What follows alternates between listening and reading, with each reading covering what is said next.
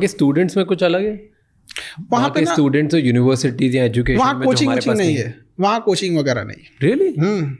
वहाँ government schooling system एक, one nation one education. हमारे यहाँ वन नेशन वन इलेक्शन बोला जा रहा है। कभी एजुकेशन पे भी बात कर लो यार। अच्छा, हम लोग की क्या जरूरत है? हम लोग खुद अपने आप से पूछते हैं कभी कभी कि हम लोग की जरूरत क्या है कोचिंग वालों की? क्योंकि स्कूल ने अच्छा नहीं पढ़ाया है।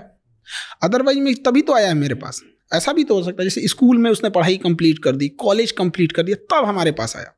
ऐसा भी तो हो सकता था कि हमने पढ़ा दिया फिर वो स्कूल में जाए। हम लोग पढ़ा देंगे ना तो स्कूल के वालों को कह के निकलिए, अब आप लोग निकलिए, बहुत पीछे हैं लोग।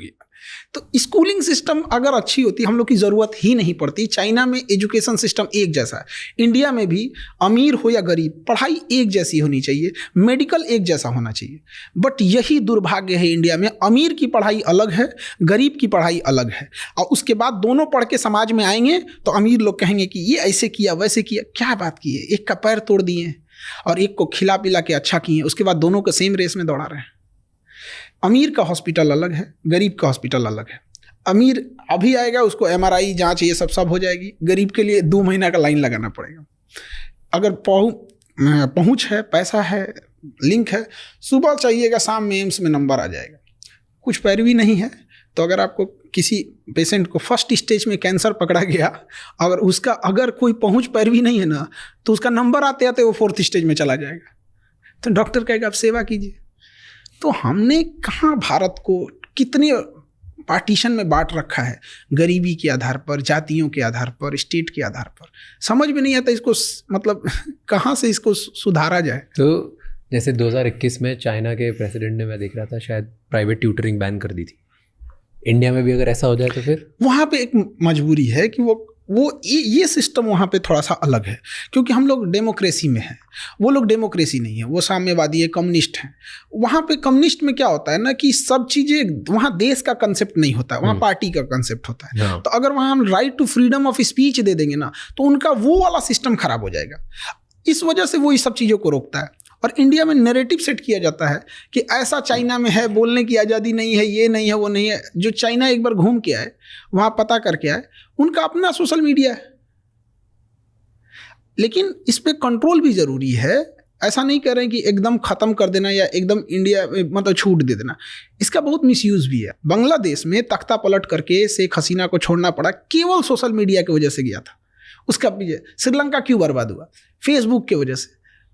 मतलब फेसबुक, श्रीलंका जो क्राइसिस रही थी उसमें सबसे बड़ा कारण फेसबुक है। कैसे? दोनों, पहले बांग्लादेश बताओ फिर श्रीलंका बताओ। पहले श्रीलंका था, फिर उसमें क्या हुआ ना कि किसी भी चीज़ को अगर आप नैरेटिव सेट करना चाह रहे हैं तो धीरे धीरे नैरेटिव वो सेट करते जाएगा। एक माइंड, एक कंट्रोल करने वाला चीज़ है। जैसे एक सिंपल सी बात बताते हैं, यूट्यूब, फेसबुक, ट्विटर ये हमारा है नहीं।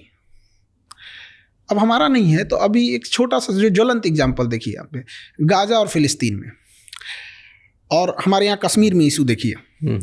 कश्मीर में इतनी ज़्यादा इंसर्जेंसी है, वहाँ पे एक टेररिस्ट मारा जाएगा ना, पूरे ग्लोबल मीडिया में दिखाया जाएगा।